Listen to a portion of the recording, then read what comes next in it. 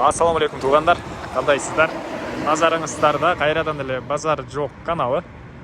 Бүгін 22 июнь 2022 жыл мен Бишкек шаарынын батыш тарабы Чүй областы Сокулук району жүрөм туғандар. Ушул жерден бир сатылуучу үй бар экен, ошол жөнүндө силерге маалымат берейин деген. Мен турган жер Сокулуктун центри.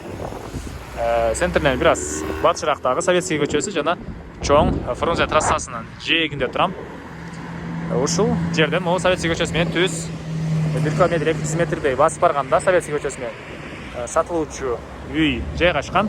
Сиздер бул жака келүү үчүн Сокулуктун центринен бир аз эле батышты карай басып, биринчи Калинина көчөсүнө жетесиздер. Андан кийин бул жакта милиция кана бар экен. Ошондон өткөндөн кийинки бул Советский көчөсү болуп калат. Жанында Бишкек петролеум заправкасы бар. Ошонун жанында көчө менен түз чыгып бара бересиздер тугандар. Анан бул жакта Бишкек шаарынан түз көптөгөн маршруткалар келет. Жана по пути машиналар деле көп тугандар. Сатылуучу үйгө сиздер барып жатып, оң тарапты карап барсаңыздар Ак Бермет магазинин көрө аласыздар. Андан кийин арабтар куруп аткан жаңы 3 этаждуу үйдү көрө аласыздар. Ошол 3 этаждуу үйдүн жанындагы көчө менен түз батышты карай бир аз басып барсаңыздар сатылуучу үй жайгашкан тугандар. Мынакей тугандар, келүү жолун көргөзгөнчө бүгүнкү чыгарылыштагы сатылуучу үйгө да жетип келип калдым. Сиздер Советский көчөсү менен түз келип Ак Бермет магазинине жеткенден кийин ошондон кийинки көчө менен оң тарапка, батыш тарапка бурулуп келсеңиздер ушул үйгө келе аласыздар. Бул үйдүн адреси Советский көчөсү 26Т экен тугандар. Эми калган маалыматтарды берейин. Мына бул көчө тараптан көрүнүшү. Көрүп турганыңыздардай, көчө тараптан пескоблок менен тосулган тугандар. Түштүк чек-арасы бул төрдөгү кирпич заборго чейин болуп калат экен. Андан ары жердин аянты 6 соток. Мектеп, садиктер жакын жерде бар экен тугандар. Мынакей бул короосунун көрүнүшү. Жана айткандай эле жердин аянты 6 соток. Документтер боюнча кызыл китеп, техпаспорт баары бар экен. Анан мына төрүндө үй, узун туурасы 11ге 10,5, стенасы бышпаган кирпич менен болгон тугандар. Саман менен болгон. Анан алды тарабында бияктык узун туурасы 10га 10 болгон мал сарай деле бар экен. Ички тарабын азыр видеонун жүрүшүндө көргөзөм. Жана бул мал сарайдын сене балына 400 жеме батат экен. Пресс чөп. Анан үйдүн ишкаларына туалет бул жакта жайгашкан. Суу бар тугандар, свет бар, канализация бул жака чейин келиптир. Бирок кошуп алуу керек экен. Жана газ деле бул этаж үйгө чейин келген. Аны да кошуналар менен биргеликте кааласаңыздар тартып алсаңыздар болот. Кошуналар менен мынакей ушул жерге чейин келген газ деле. Андан ары азыр үйдүн ички тарабына кирейин да калган маалыматтарды берейин тугандар. Үйгө мына киргенде эле бул жерде бир мондай прихожка. Бул прихожкадан биз оң тарапка кирсек бөлмөгө кирип кете алабыз. Сол тарапка кирсек бул жерде отоплениянын котелу жайгашкан бөлмө бар экен. Үйдө отопление бар, ал жөнүндө айтпап турам. Мынакей ушундай көмүр менен иштейт тугандар. Көмүр менен үйдү жылытат. Чыгыш тараптан бир терезе орнотулган. Амма ушундай көрүнүштө. Эми үйдүн ички тарабына кирип калган маалыматтарды берейин тугандар. Анан мына бул үйдүн негизи кирүүчү эшиги. Мына ушундай темир эшик орнотулган. Ал жерден түз кирсек мына ушундай бир бөлмө. Бул жакта газовый плита, электроплита орнотулуптар. Кечиресиздер, адашып кеттим. Түндүк тараптан терезе орнотулган. Түз кирсек душ, ванна жана үйдүн ички тарабында туалет. Окей, суусу арестон менен жылыйт экен. Раковина орнотулуп суу чыгарылган. Дубалдары, кафель жана ички тарабына отоплениянын батареясы деле орнотулуптур. Потолок пластика, батыш тараптан форточка деле орнотулган.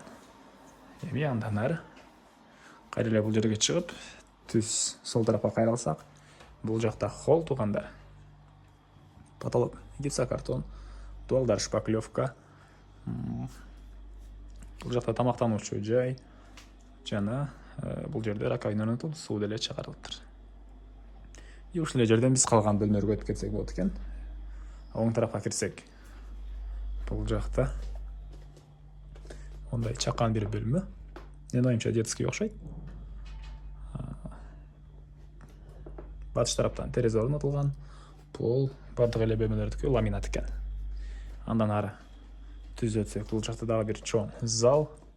Мынакей дуалдар обой, потолок гипсокартон жана түштүк тараптан 2 пластик терезе орнотулган. Ар бир бөлмөдө отоплениянын батареялары бар, кышында жылуу.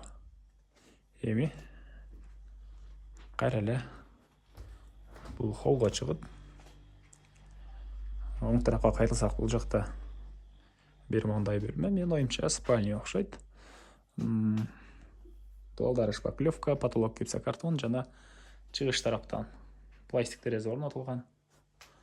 Окей, мына ушундай көрүнүштө. Эми короосуна чыгайын да калган маалыматтарды берейин туугандар.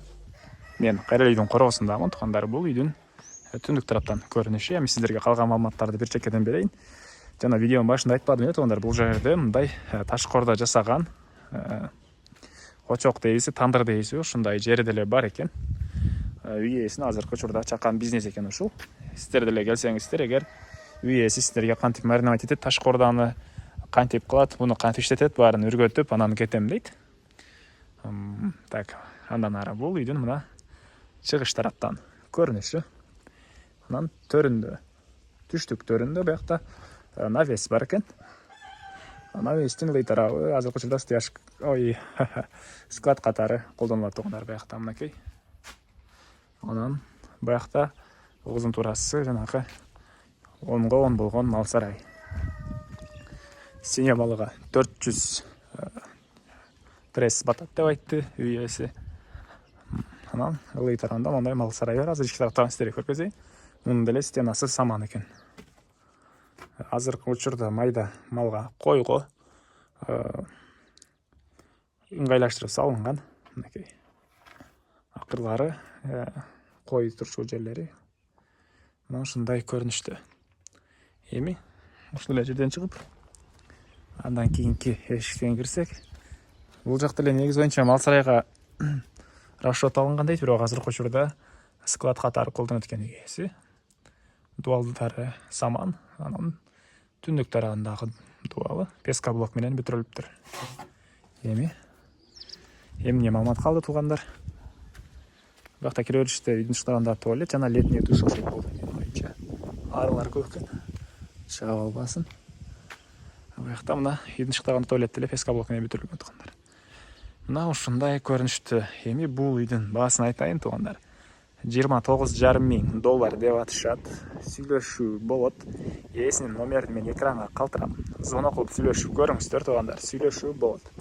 Негизги маалыматтарды дагы бир эскерте кетейин. Жеринин аянты 6 соток. Документтер боюнча кызыл китеп, чек паспорт бар экен. Сокулуктун центрине 1 км 200 метрдей аралыкта жайгашкан. Тоо тарабында болуп калат. Тоо тарабында, түштүк тарабында туугандар. Поезд жол тарабында болуп калат. Андан ары дагы негизги маалыматтар эмне? Суу, свет бар, мектептер жакын жерде бар. Канализация бул жерден өтүптүр, бирок киргизе алуу керек. Жана газ бул 5 этаж үйдүн түбүнөн өткөн. Аны деле кааласаңыздар кошуналар менен биргеликте киргизе алсаңыздар болот. Жакын эле жерге чейин келген газ туугандар. Үйдүн узун турасы 11ге 10,5. Анан бул түштүк тарабы. Ой, бул батыш тарабы. Туугандар, күн сайын иштеп бир аз чарчап калыптырмын. Акыркы чыгарылыштарда жалаң адашуулар көп болуп атат. Буюрса, жакшыраак алып барганга аракет кылабыз. Кээ бир кемчиликтерге кечирим сурайм туугандар.